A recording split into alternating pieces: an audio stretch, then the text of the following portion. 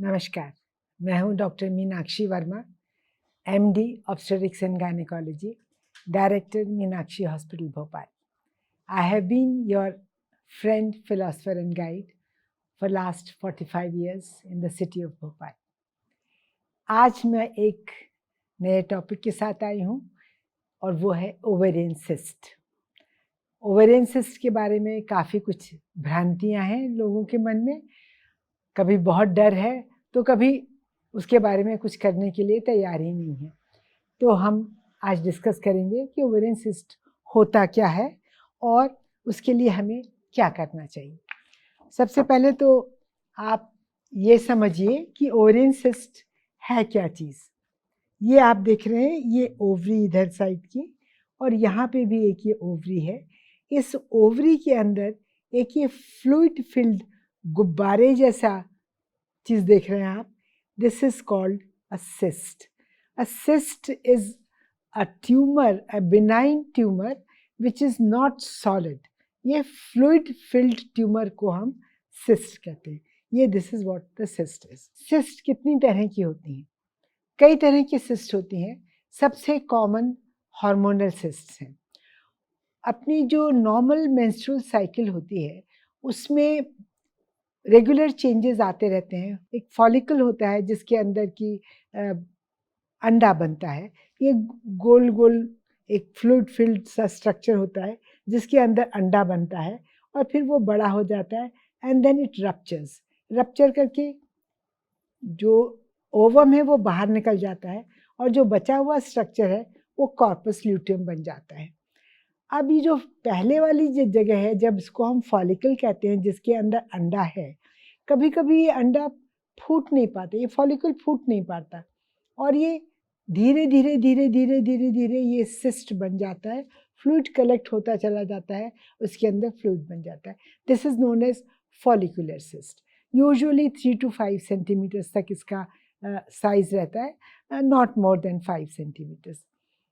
कभी कभी ये जब अंडा निकल गया उसके बाद जो एक स्ट्रक्चर बचा जिसको हम कॉर्पस ल्यूटियम कहते हैं, इसके अंदर फ्लूइड कलेक्शन होने लगता है and this is known as corpus luteum cyst. इसमें भी प्रॉब्लम्स एंड कॉम्प्लिकेशंस हो सकते हैं. ये दोनों चीज़ें हार्मोनल सिस्ट कहलाती हैं. और भी कुछ तरह की हार्मोनल सिस्ट होती हैं, जैसे कि फर्टिलिटी ट्रीटमेंट के टाइम पे कुछ खास तरह के इंजेक्शंस लगाते हैं जिनको हम गोनाडोट्रोफिन्स कहते हैं. उनकी वजह से ऐसे बड़ी बड़ी सिस्ट बन जाती हैं ओवरीज के अंदर जिनको ल्यूटिन सिस्ट कहा जाता है. और कभी कभी तो वो इतने बड़े बड़े साइज की हो जाती हैं which is actually dangerous. And फिर धीरे धीरे अपने आप जैसे हार्मोन का इफेक्ट ख़त्म होता जाता है वो बंद हो जाती हैं. कभी ऐसा भी होता है कि ओवरीज में लो ग्रेड इन्फेक्शन रहते हैं, उसकी वजह से भी उसमें सिस्ट बन जाती हैं.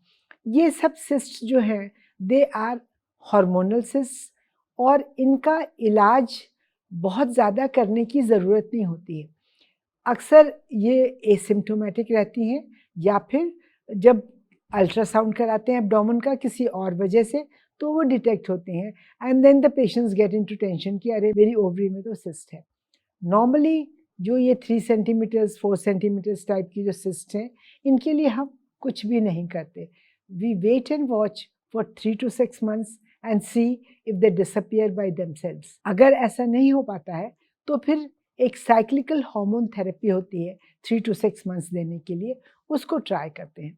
अगर वो भी नहीं हेल्प करता फिर हम उन सिस्ट को निकालने की कोशिश करते हैं.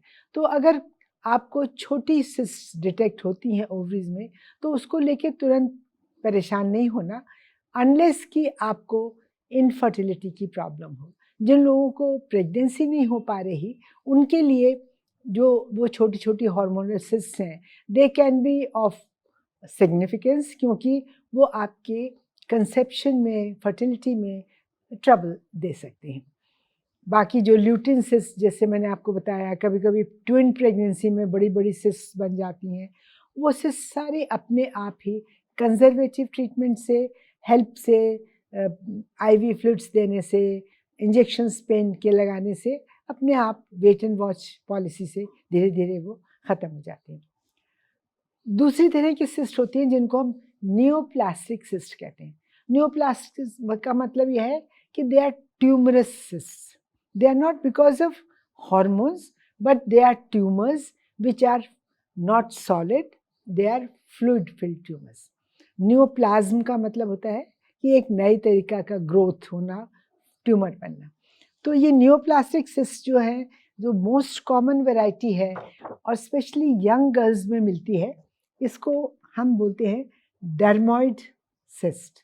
ये आप देख रहे हैं यहाँ पे एक सिस्ट, इसमें तो छोटी सी है but it can be even of a big size, but normally 5 to 8 centimetre से ज़्यादा नहीं होती है और ज़्यादातर ये यंग गर्ल्स में मिलती है, 15, 16, 18 years old, and these girls they present with the symptoms of acute pain in abdomen, बहुत तेज दर्द के साथ, क्योंकि ये जो सिस्ट हैं ये अपनी जगह में इनकी एक पेडिकल बना होता है and they tend to rotate over their pedicle, वो घूम जाते हैं, उन घूमने से उनकी ब्लड सप्लाई ऑब्स्ट्रक्ट हो जाती है और उसकी वजह से बहुत सिवियर पेन होता है। और कभी कभी ये पेन अपेंडिसाइटिस के पेन के साथ भी कंफ्यूज होता है और डायग्नोसिस यूजुअली बाय अल्ट्रासाउंड ही होती है और इसका और कोई इलाज नहीं है सिवाय इसके कि तुरंत ऑपरेशन करके उसको निकाल दिया जाए। कुछ और न्यूप्लास्टिक सिस्ट होती हैं जिनको हम सिस्ट एडिनोमा कहते हैं। उन सिस्ट एडिनोमास में कुछ जो फ्लूइड भरा होता है, कभी तो वो लिक्विड होता है और कभी वो जेली लाइक सब्सटेंस होता है। ये ऐसी सिस्ट जो है, इनका लेटेस्ट स्टेजेस में मैलिग्नेंसी में कन्वर्ट होना, कैंसरस बन जाने का चांस हमेशा रहता है। And whenever these cysts are detected, it is always better, patient का एज कुछ भी हो, अगर वो 5 सेंटीमीटर से ऊपर है उसको निकालना बहुत ज़रूरी है, क्योंकि कब कौन सी ओवेरियन सिस्ट जो कि न्यूप्लास्टिक है किस स्टेज पे वो कैंसर में डेवलप हो जाए ये कहना बहुत मुश्किल होता है। इवन यंग पेशेंट्स में these cyst can become cancerous. तीसरी टाइप की जो सिस्ट हैं उनको हम एंडोमेट्रॉइड सिस्ट या चॉकलेट सिस्ट कहते हैं। आपको मैंने अपने एक वीडियो में एंडोमेट्रियोसिस का जो वीडियो लिया था उसमें बताया था कि ओवरी के सरफेस पे जो एंडोमेट्रियम के सेल्स हैं वो डिपॉजिट हो जाते हैं और धीरे धीरे वहीं ग्रो करने लगते हैं, एक सिस्ट बन जाती है और इसके अंदर ब्लड इकट्ठा होता जाता है। आप इसमें देख रहे हैं कि इसका कलर ब्लू है। This is an actual picture of a cyst which is a endometriotic cyst या चॉकलेट सिस्ट, और जब इसको काटते हैं तो इसके अंदर चॉकलेट कलर का फ्लूइड निकलता है। ये काफ़ी कॉमन सिस्ट है और इसका जो है इलाज सिर्फ ऑपरेशन से होता है, अनलेस कि वो बहुत छोटी छोटी हों। कभी कभी बहुत स्मॉल जो सिस्ट होती हैं they do respond to medical treatment, लेकिन ज़्यादातर केसेस में इनको निकालना ही पड़ता है और इनकी वजह से पेशेंट्स को कंसीव नहीं कर पाते, इनफर्टिलिटी की प्रॉब्लम रहती है और जैसे ही इनको निकाला जाता है, रिमूव किया जाता है, पेशेंट्स का कंसेप्शन का चांस बहुत हाई हो जाता है। इसके बाद होती है मैलिग्नेंट सेल्स।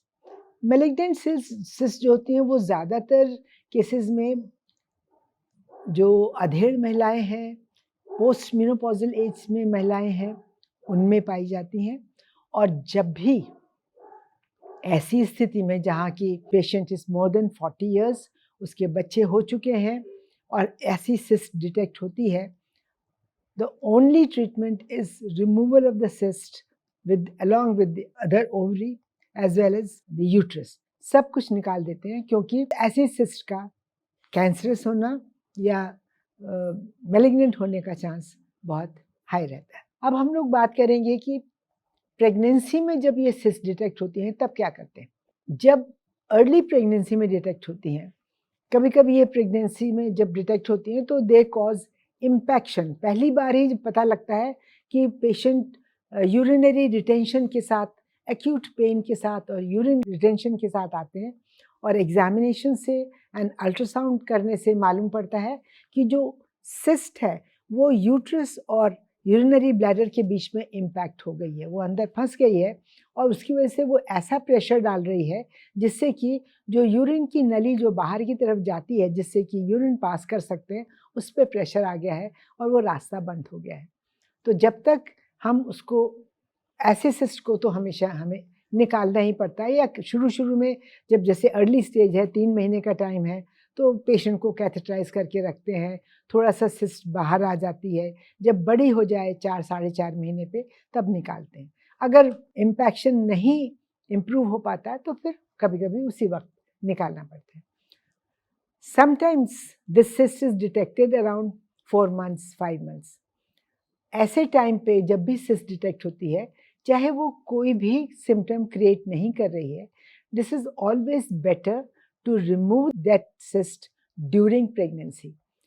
जब भी हम लोग पेशेंट से ये बात करते हैं कि अभी 5 महीने की प्रेगनेंसी है या 4 महीने की प्रेगनेंसी है और ये सिस्ट आपको रिमूव करना चाहिए, तो वो पेशेंट्स बहुत घबराते हैं इस बात से। उनको ऐसा लगता है कि बच्चे पे ख़राब असर पड़ेगा और ऑपरेशन, प्रेगनेंसी के दौरान में ऑपरेशन होना ठीक नहीं।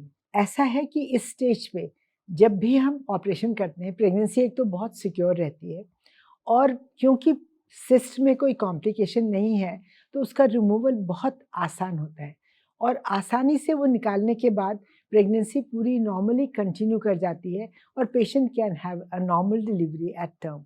उसमें फिर आगे कोई प्रॉब्लम नहीं रहती है।